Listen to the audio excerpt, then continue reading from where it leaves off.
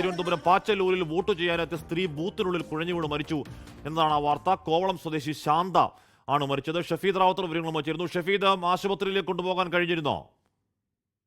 കശ്മീർ ബൂത്തിനുള്ളിൽ വെച്ച് തന്നെ കുഴഞ്ഞു വീണ് മരിച്ചു എന്നുള്ളതാണ് ഇപ്പോൾ അവിടെ നമുക്ക് ലഭിക്കുന്ന വിവരം. ഏറെ സങ്കടകരമായ വാർത്തയാണ്. പ്രത്യേകിച്ച് ജനാധിപത്യത്തിന്റെ ഉത്സവം, തിരഞ്ഞെടുപ്പ്, അതിങ്ങനെ മണിക്കൂറുകൾ നീണ്ട ക്യൂ ഒക്കെ നമ്മൾ കാണാറുണ്ട്. എന്നാൽ പാച്ചല്ലൂരിൽ ഈ പറയുന്ന ഗവൺമെന്റ് LP സ്കൂളിൽ കാര്യമായ ക്യൂ ഉണ്ടായിരുന്നു എന്ന് നമുക്കറിയാൻ കഴിയുന്നില്ല. അങ്ങനെ വിവരമില്ല.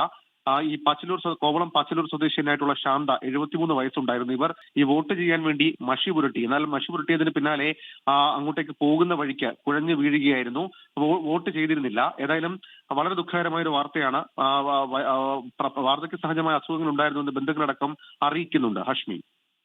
ഓക്കെ, ഷഫീദ് റാവുത്തറാണ് ആ വാർത്തയുടെ വിവരങ്ങൾ നൽകിയത്. ഈ തെരഞ്ഞെടുപ്പ് കാലത്ത് സ്ഥാനാർത്ഥികൾ വോട്ട് ചെയ്യാനെത്തിയവരടക്കം കുറേയധികം മരണങ്ങൾ നമ്മൾ കണ്ടു. സങ്കടകരമാണ്. ലോകത്തെവിടെയായാലും ഏത് സമയത്തും 24 വാർത്തകളും ഓഗ്മെന്റഡ് റിയാലിറ്റി പാക്കേജുകളും എക്സ്പ്ലെയിനറുകളും വിശദമായി കാണാൻ ഞങ്ങളുടെ YouTube ചാനൽ നിങ്ങൾക്ക് സബ്സ്ക്രൈബ് ചെയ്യാം.